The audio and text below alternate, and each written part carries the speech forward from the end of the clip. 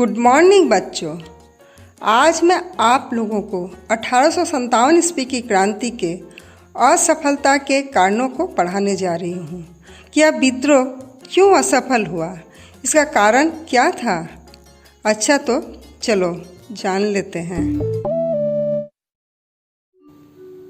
प्रश्न, 1857 ईस्वी के क्रांति के असफलता के कारण क्या था।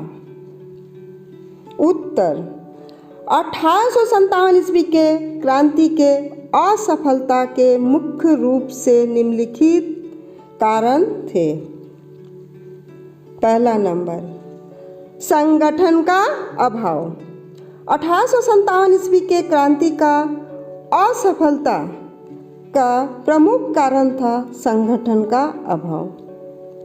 वह निर्धारित समय से पहले ही आरंभ हो गई, जबकि क्रांति की घोषणा 31 मई को होने वाली थी, किंतु क्रोध और क्षोभ के आवेश में आकर सैनिकों ने 10 मई को ही विद्रोह कर दिया। एक दिन और एक समय सभी जगह हमले होते तो क्रांति शायद सफल हो सकती थी। इसके अतिरिक्त क्रांति केवल उत्तर भारत तक ही सीमित रही और वहाँ भी केवल नवाबों, राजाओं तथा जमींदारों ने ही इसमें भाग लिया। सिखों ने तथा राजपूतों ने तो इसमें भाग नहीं लिया था और ना ही शिक्षित बंगालियों ने ही इसमें भाग लिया था। तो बच्चों, शिक्षित बंगालियों ने इस विद्रोह का समर्थन क्यों नहीं किया, यह मैं पहले ही लिखा चुकी हूँ।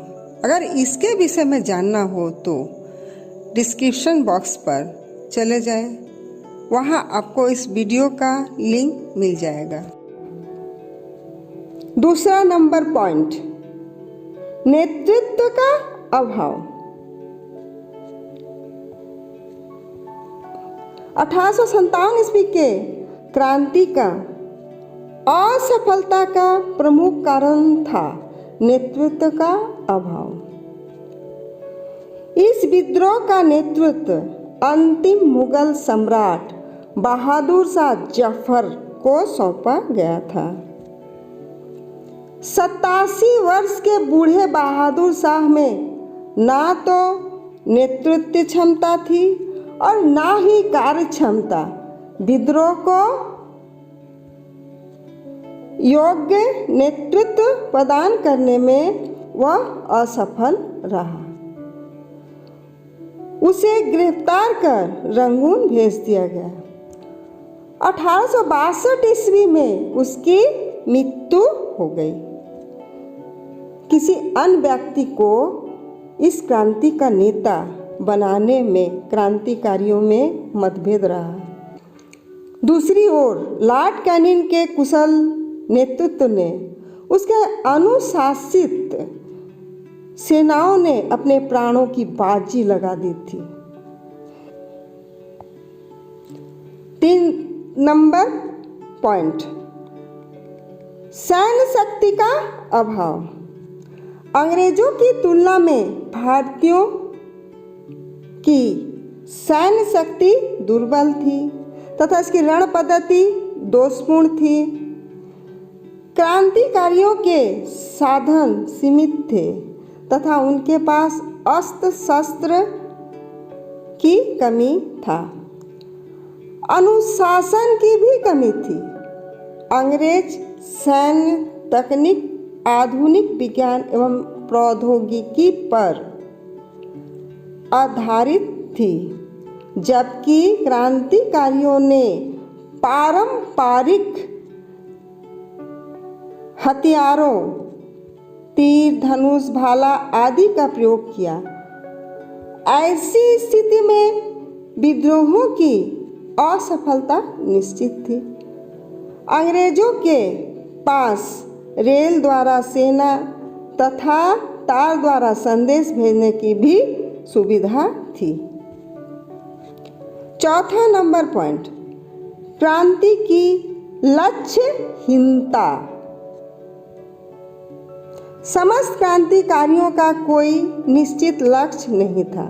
नाना साहब पेंशन और बहादुर शाह जफर बादशाह बनना चाहते थे।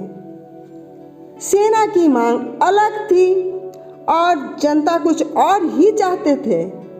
किसी की शिकायत धर्म संबंधी और किसी की राजनीति थी।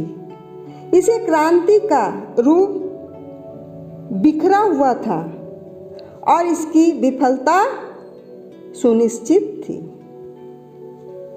पांचवा नंबर पॉइंट, अंग्रेजों की दमनकारी नीति। अंग्रेजों ने क्रांति का इतनी कठोरता से दमन किया कि उसने लोगों के रोंगटे खड़े कर दिए। गांव को फूंक देने तथा तोपों से उड़ा देने के कारण किसान एवं साधारण जनता में आतंक फैल गया, जिसके कारण किसान तथा आम जनता इस विद्रोह में भाग नहीं ले सके। इसके अलावा क्रांति में हिस्सा लेने वाले लोगों को अंग्रेजों ने लाइन में सड़कों के किनारे पेड़ों पर मारकर लटका दिया। स्वार्थ की भावना। छठा पॉइंट, स्वार्थ की भावना।